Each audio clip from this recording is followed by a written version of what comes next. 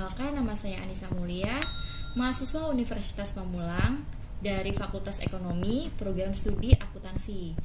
Di sini saya akan menjelaskan sedikit materi mengenai menjelajah pustaka dunia.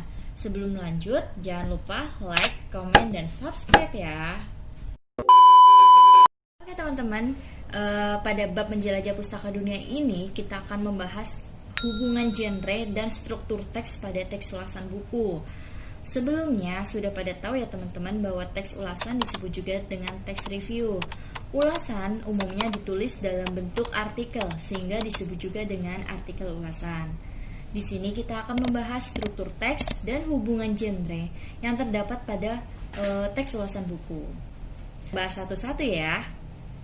A few moments later. Di struktur teks pada teks ulasan buku terdapat 5 struktur. Yang pertama identitas, yang kedua orientasi, yang ketiga tahapan tafsiran isi, yang keempat evaluasi, yang kelima rangkuman evaluasi. Kita bahas satu-satu ya. Yang pertama ada identitas. Jadi identitas pada ulasan buku berfungsi untuk mendeskripsikan tentang wujud fisik dan ciri-ciri buku. Genre Meko yang digunakan pada identitas ini adalah deskripsi. Perlu diperhatikan bahwa informasi mengenai identitas bersifat faktual. Artinya pada bagian ini akan mendeskripsikan secara fakta mengenai identitas buku. Setiap buku memiliki identitas yang dapat dilihat pada sampul luar, sampul halaman dalam, dan halaman hak cipta. Nice. Kedua, orientasi.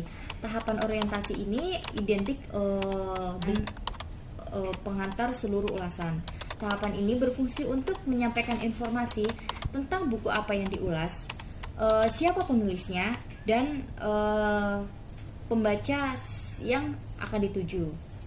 Yang kedua, memposisikan buku yang diulas. Yang ketiga, menyatakan pendapat pengulas tentang buku itu. Genre Meko yang digunakan untuk merealisasikan tahapan orientasi ini adalah deskripsi dan eksposisi.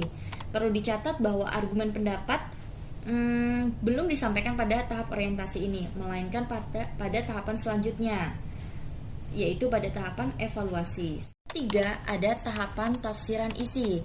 Tahapan tafsiran isi ini memuat penceritaan ulang tentang hal yang dilakukan penulis saat menulis buku tersebut. Yang kedua, isi atau ringkasan buku yang diulas sebagai hasil dari pembacaan oleh pengulas terhadap buku itu. Yang ketiga, perbandingan isi buku yang diulas dengan buku-buku lain yang sejenisnya. Genre Meko yang digunakan untuk mengungkapkan tahapan tafsiran isi ini adalah deskripsi dan rekon.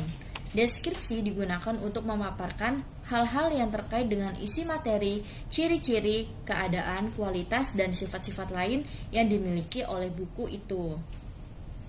Oke, selanjutnya ada rangkuman evaluasi dan evaluasi yang akan dibahas oleh rekan saya. A few inches later. Hai guys, melanjutkan dari Anissa mengenai struktur teks ulasan, selanjutnya ada evaluasi. Tahapan evaluasi berfungsi untuk menilai karya yang diulas. Dapat dikatakan bahwa tahapan evaluasi adalah bagian inti dari teks ulasan, karena pada tahapan inilah pengulas harus dituntut untuk memberikan penilaian analitis, objektif, dan kritis atas buku atau materi yang diulas.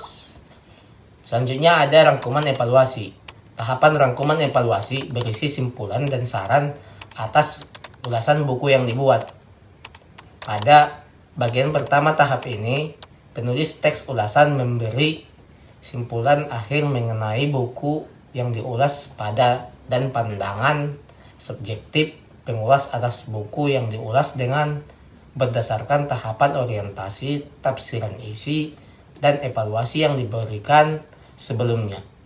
Genre yang digunakan adalah deskripsi dan eksposisi. Deskripsi digunakan untuk memaparkan kesimpulan itu, dan paparan simpulan itu sekaligus digunakan sebagai alat untuk menegaskan ulang kebenaran pendapat awal. Nice. Nah, itulah sedikit pemaparan mengenai struktur teks ulasan. Jadi seperti yang kita sudah bahas di awal bahwa teks ulasan juga disebut teks review yang mana membantu kita untuk memperoleh wawasan yang lebih luas. Cara berpikir secara lebih kritis, kreatif, dan praktis. Oke teman-teman, cukup ya pembahasan mengenai teks ulasan, semoga bermanfaat.